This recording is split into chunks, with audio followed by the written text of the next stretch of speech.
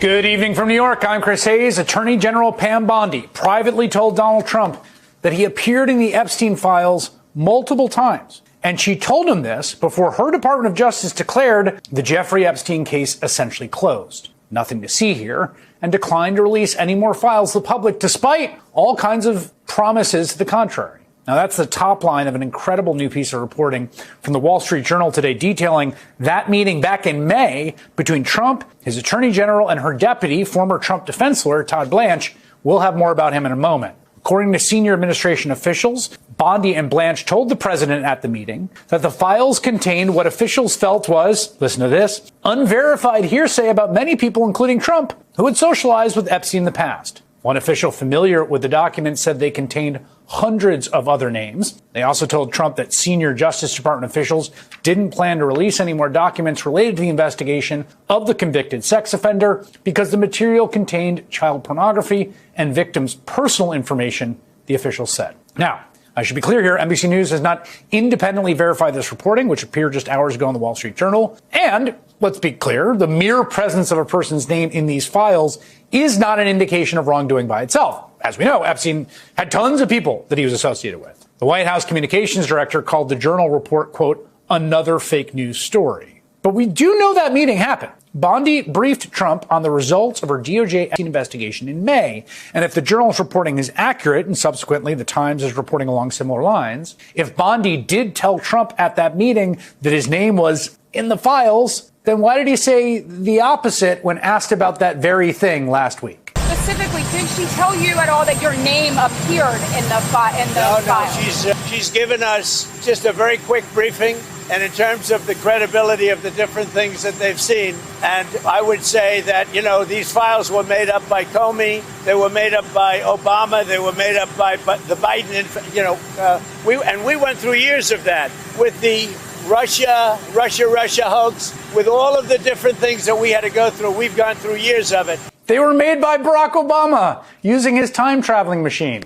He was asked directly if Bondi told him he was in the files, and he said no. And then he said the files were made up by a whole bunch of Democrats and rambled about Russia. And now we have a report suggesting that was a lie.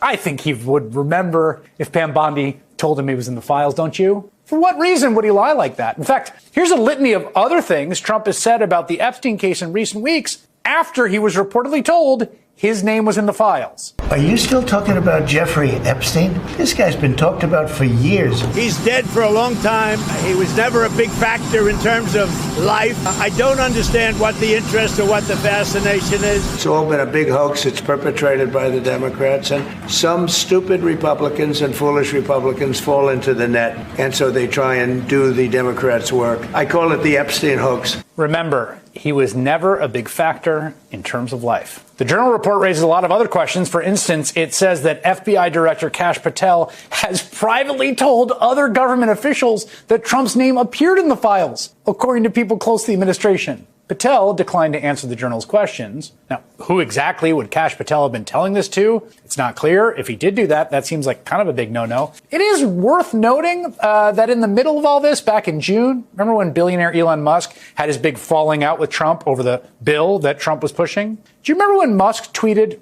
then deleted a post saying the following, "Time to drop the really big bomb. Donald Trump is in the Epstein files. That is the real reason they have not been made public. Have a nice day, Donald J. Trump." Today's Journal report also cited a statement from Bondi and her deputy saying nothing in the Epstein files warranted further investigation or prosecution. As part of our routine briefing, we made the president aware of the findings, they said. But here's the thing. If nothing warranted further investigation, then why is the Trump DOJ suddenly in talks with Epstein's key accomplice, Ghislaine Maxwell? Maxwell's currently serving 20 years in federal prison for recruiting and grooming middle school and high school girls for sexual abuse by Epstein and others. And her lawyers in discussion with Deputy Attorney General Todd Blanche, who again was Trump's personal defense lawyer in his criminal conviction. Those talks have raised speculation they might be trying to negotiate a deal with Maxwell that could get her out of jail sooner. All of this comes after the Journal's bombshell report late last week describing a letter that Trump reportedly wrote the late child sex trafficker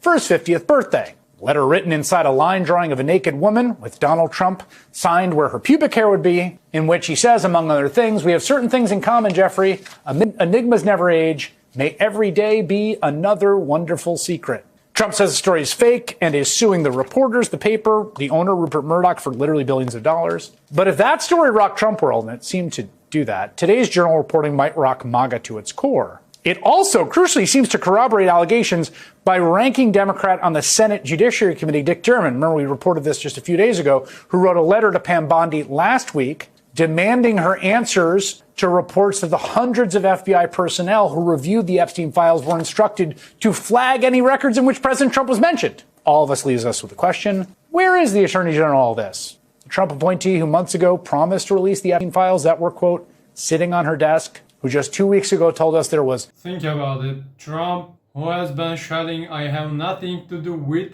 Epstein for years, was apparently informed by his own Attorney General face-to-face that, Mr. President, your name appears in the files. So what happened? Last week, he kept mumbling. No, it was Obama, it was Biden, Comey had a time machine, and so on. This man's repertoire of lies is no longer than the Marvel Cinematic Universe. Remember, he previously said the Russia connections were completely fabricated, then bragged. I took care of it in the Pastor Brunson case, and then other stories started circulating. Now there's the Epstein case, and look at Pam Bondi.